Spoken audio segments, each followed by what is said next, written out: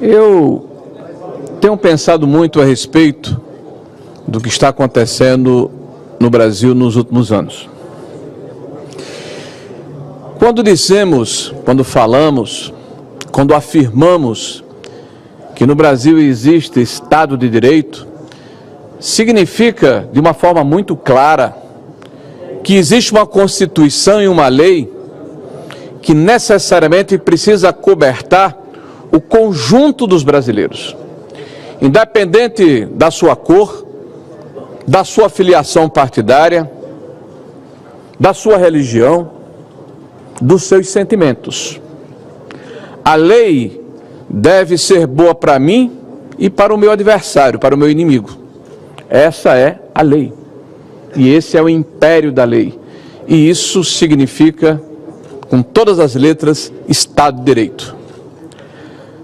Daqui a pouco, não demora muito, dia 15 de março de 2025, nós estaremos fazendo um aniversário importante do Brasil. Neste dia, nós estaremos comemorando 6 anos. Eu vou repetir, senhores, 6 anos do inquérito da fake news, do inquérito do fim do mundo, do inquérito que empoderou o ministro do Supremo Tribunal Federal para ser o xerife do Brasil, para relativizar direitos, para ultrapassar a Constituição, para sentir-se à vontade para instalar centenas de outros inquéritos, sem permitir que os advogados daqueles que estão sendo denunciados tenham acesso ao inteiro teor para fazer as suas defesas. 6 anos.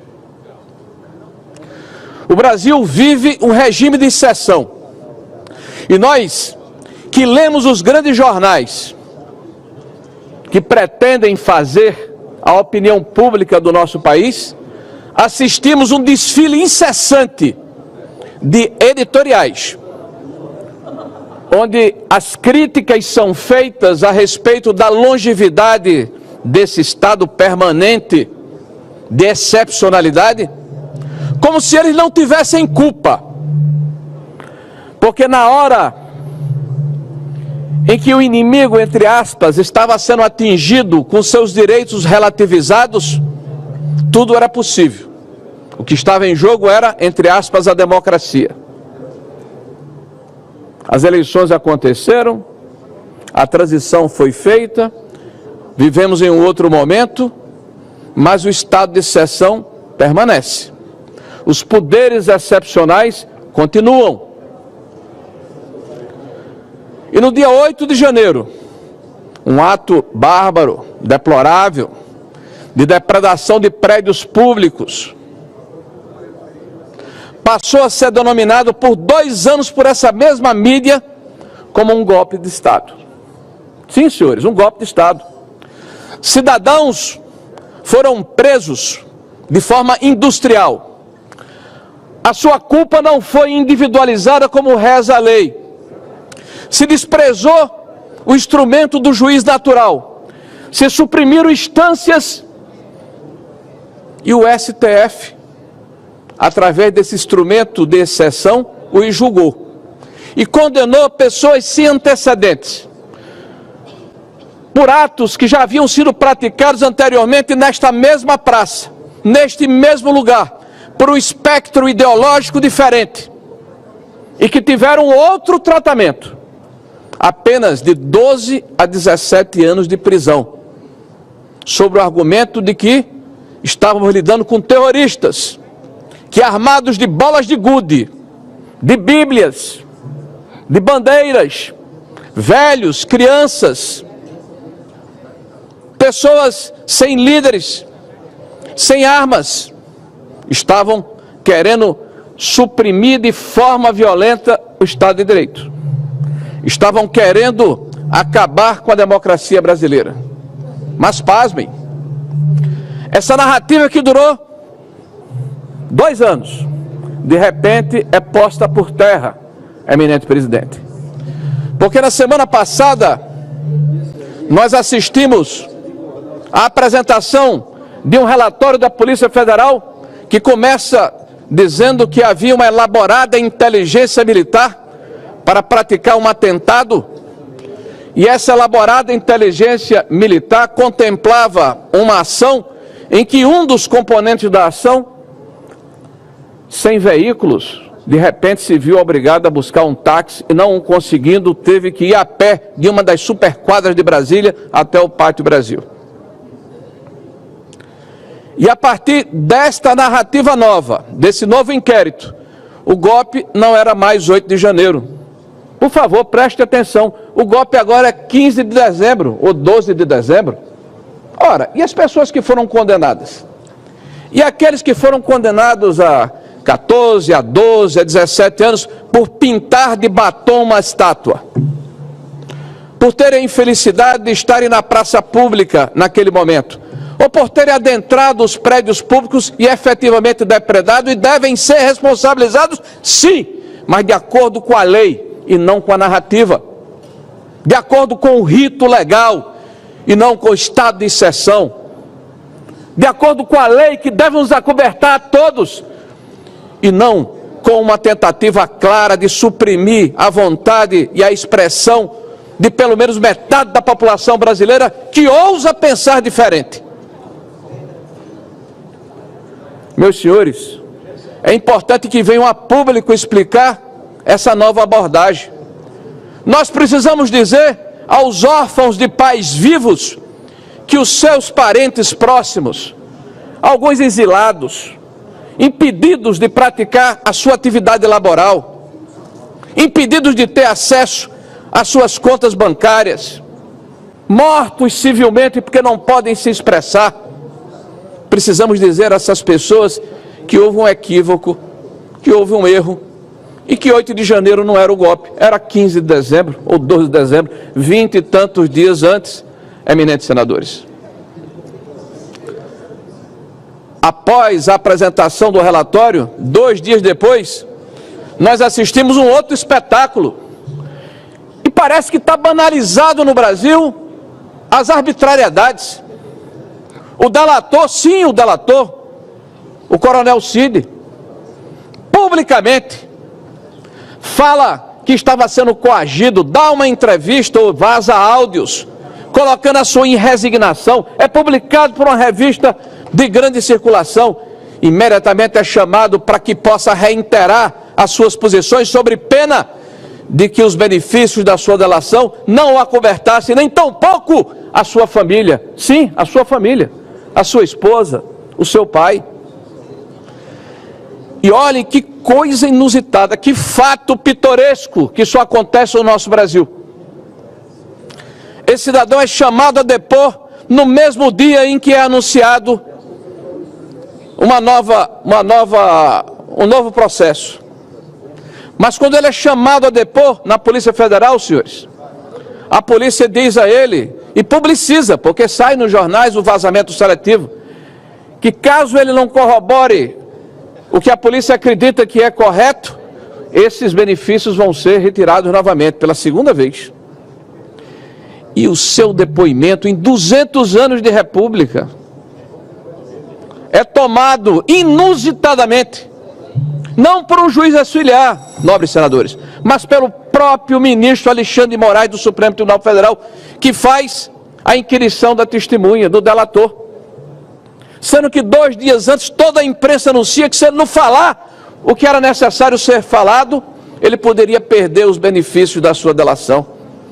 Que Brasil é esse? Aonde nós estamos?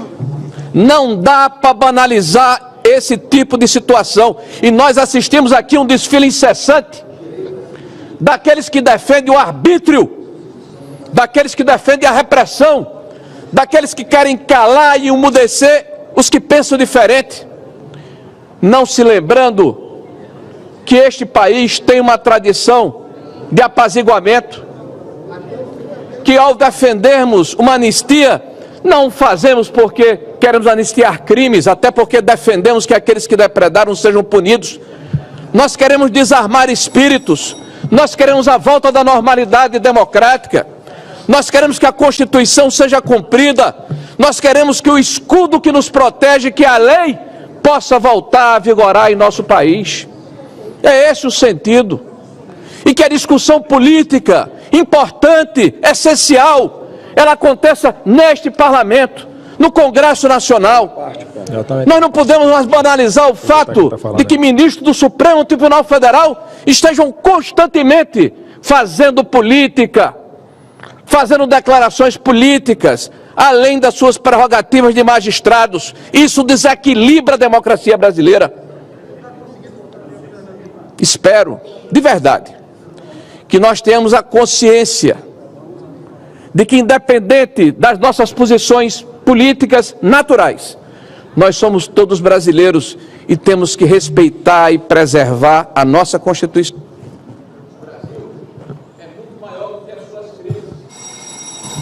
Uma parte, senador. Concluindo, senhor presidente, e eu não tenho dúvida, senhor presidente, que esse tempo de tormenta vai passar, que esse tempo de desassossego vai passar, e que nós teremos a possibilidade de voltarmos a termos em nosso país uma democracia plena, onde cada poder exerce o seu papel, sem ultrapassar as prerrogativas de cada um deles. Muito obrigado, senhor presidente. Obrigado, senador Rogério. Uma parte, senador.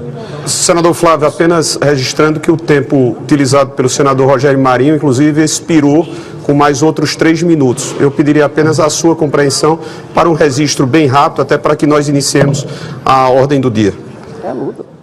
Senador Rogério Marinho, quero parabenizar Vossa Excelência pelo discurso. Essa perseguição contra Bolsonaro e contra a direita não começou em 2022, 2023 ou 2024, começou muito antes. Mas, para ser breve aqui, o único caminho, alguma normalidade e algum reequilíbrio entre os poderes é uma anistia que tem que ser ampla, geral e restrita. Estou cada vez mais convicto disso, que inclua inclusive o ministro Alexandre de Moraes, porque já deu vários exemplos de descumprir a lei do impeachment, o seu artigo 39, inciso 2º, que fala muito claramente, eu vou ler aqui para não falar errado: proferir julgamento quando por lei seja suspeito na causa. Isso é inquestionável, é um consenso entre todos aqui no Brasil. E que essa anistia tem que se estender também aos policiais federais que estão se prestando esse papel, que acabaram de indiciar, por exemplo, 2 deputados federais, Marcel Van Hatten e Cabo Gilberto Silva, por usarem a tribuna e fazerem uma crítica à Polícia Federal e chamarem um dos delegados de cachorrinho de Alexandre de Moraes, o que é uma verdade, é uma opinião que todo parlamentar deveria ter a sua imunidade parlamentar para fazer uso da palavra respeitada pela Polícia Federal.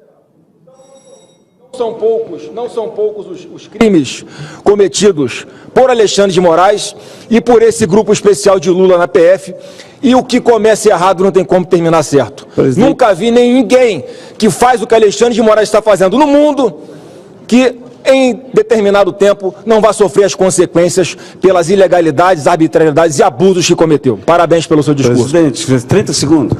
Pois não, senador Plínio. Esse discurso que o senador Marinho faz é bom para chamar a atenção de milhões de brasileiros, porque essas coisas são imperceptíveis para milhões. E é sempre bom chamar isso. A gente fala de Estado de Direito, que nada mais é do que os poderes se respeitarem, o que não está acontecendo. Então, eu vou tentar traduzir também, numa linguagem popular, hoje é dia de futebol. Mudaram o mando de campo, capturaram os juízes, os bandeirinhas e o VAR.